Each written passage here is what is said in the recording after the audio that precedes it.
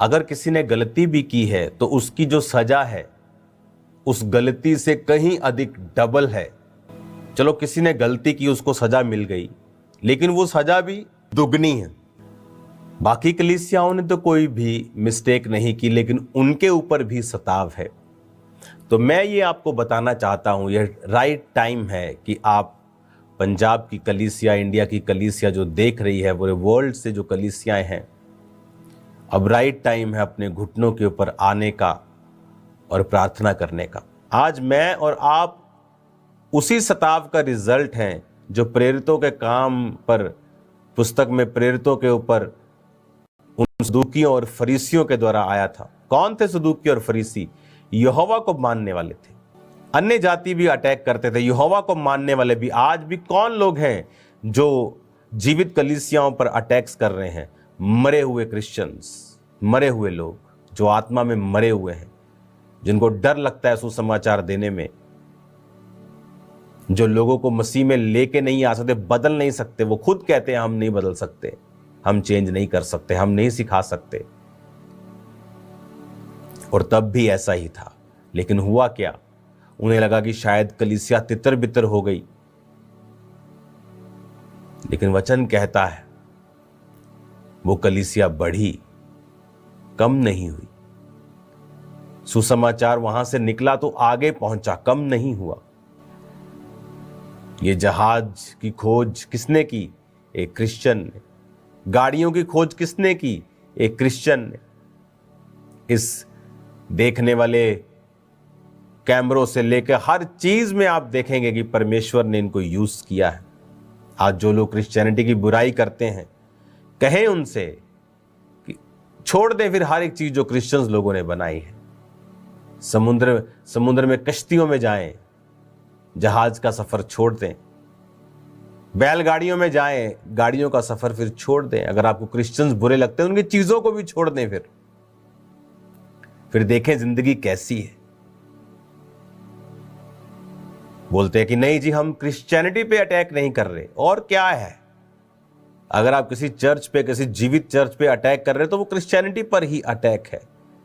जो खुद ही पहले से ही मरे हुए हैं, उन पे अटैक कोई क्यों करेगा? वो तो कुछ कर ही नहीं रहे। करने वाले कौन हैं? जो लोगों को बचा रहे हैं, जो सुसमाचार दे रहे हैं। हालेलुया। खामरा चर्च वो चर्च है जहां पर हीलिंग बिकती नहीं है, ले हैंड का पैसा नहीं है, ऑयल का पैसा नहीं, रहने का पैसा नहीं, खाने का पैसा नहीं। 24 घंटे वहां लंगर होता है। रोज वहां लोग फ्री रहते हैं, शेड बना है, खाते हैं, पीते हैं, चले जाते हैं। शैतान को यह बात पसंद नहीं है। बहुत से धर्मों में बहुत से लोग गलत काम करते हुए आपको मिलेंगे।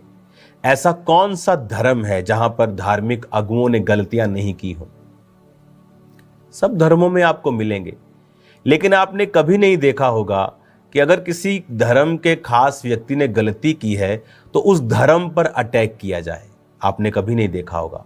लेकिन क्रिश्चियनिटी में हमने क्या देखा कि अगर किसी ने गलती की है, हम उस में नहीं जाएंगे, वो गलत है, हम इस चीज में नहीं जाएंगे। मैंने वो सब बता दिया है सब पहले।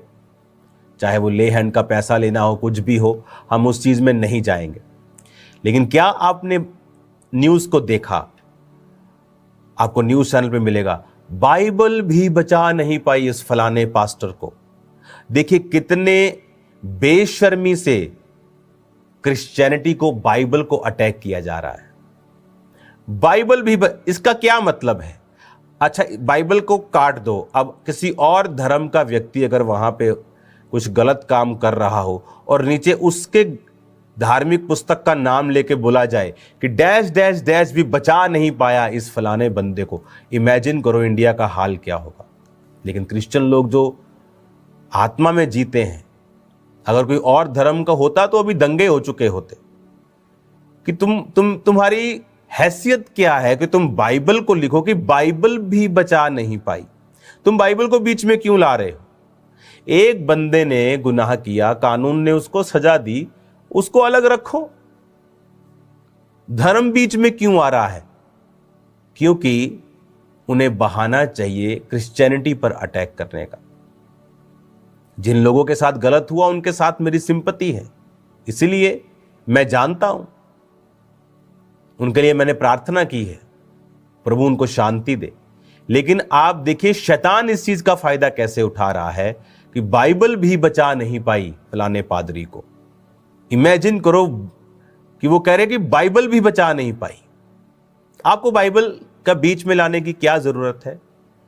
किसी ने गलती की है, आप बोले कि फलाने ने गलती की है, कोर्ट ने सजा दी है, क्या प्रॉब्लम है?